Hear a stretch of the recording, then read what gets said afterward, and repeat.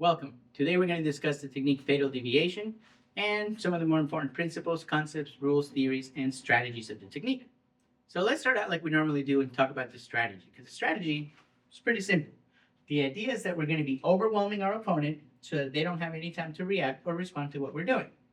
But before we get into the strategy, let's actually talk about the technique itself, because I don't want you to think of this as a self-defense technique, but rather series of maneuvers put together to form the self-defense technique. But what is the purpose of the self-defense technique? Remember, they're not imaginary fights where we're going to do one thing from the beginning all the way to the end. As a matter of fact, if you do this technique correctly, this opponent should not be standing at the end of the technique.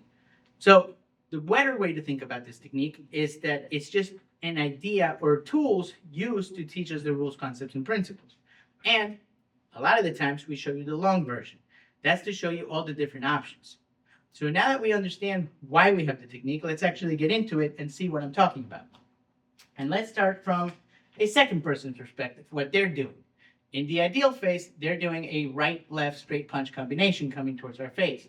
But keep in mind, our strategy is to overwhelm them so that they can't respond or react to what we're doing. What that means is that I don't care what he's doing. He could be doing a right, he could be doing just the left, he could be doing the combination of the two. They could be straight, they could be circular. It doesn't matter. As a matter of fact, he doesn't even have to be punching. So what do I mean by that?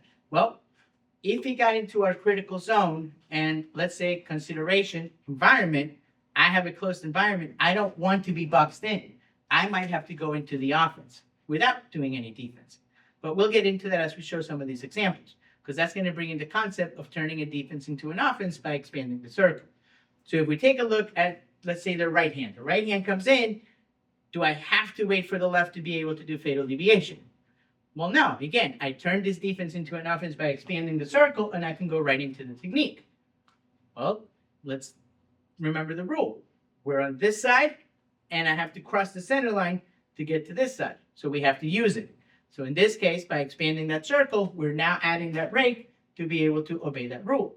But what if he doesn't throw the right and he only throws the left? Well, can I still do fatal deviation? Absolutely. Again, I don't have to do the block just because that's the way it's shown in the technique. We are reading the situation. We are in a fight.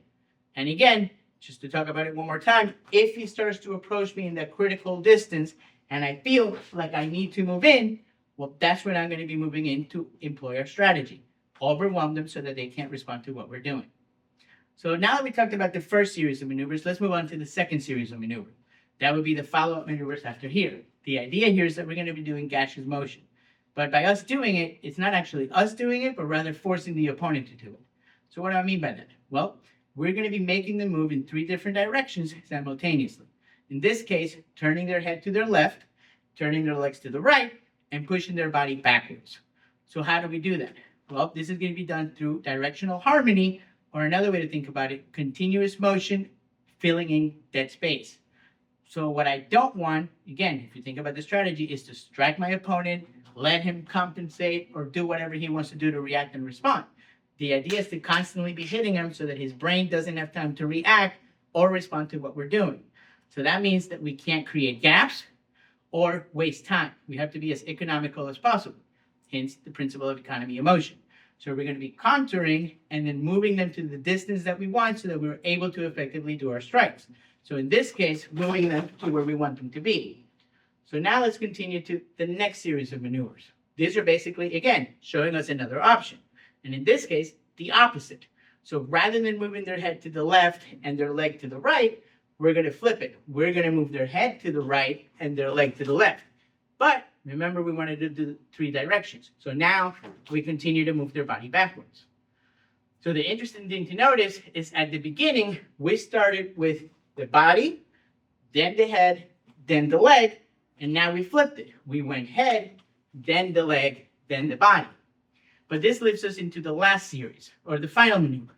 And the interesting thing about this is that now we're doing it as we're retreating rather than advancing. So rather than using directional harmony, we're actually using directional opposition, which means we're moving 2 weapons in opposite directions to deliver power, which brings in the concept of midpoint balance. So if you notice, our body is pretty much going to stay where it is, and it's not really aiding our strikes.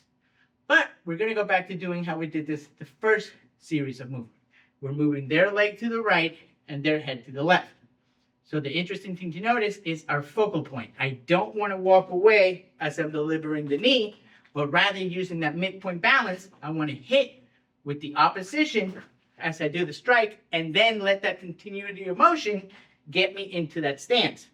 Now remember, we have a rule to establish our base, so once we settle, we can now effectively deliver that final strike. I don't want to do it as we're walking away or while I don't have a base. But this brings in a concept.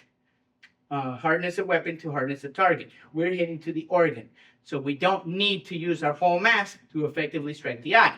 This is where we just do the wrist or the slice and we would be done. Now from here, we would continue our cover up.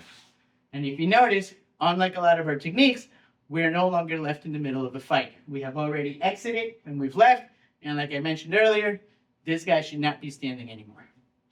So now that we talked about the rules, concepts, principles, theories, and strategy, because don't forget that it's one of the major points of this technique, let's actually show you one fairly slow so you can see it executed.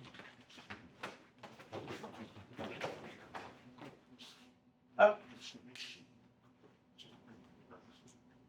We hope this video helps you understand the American Kenpo system a little bit better. Thank you very much.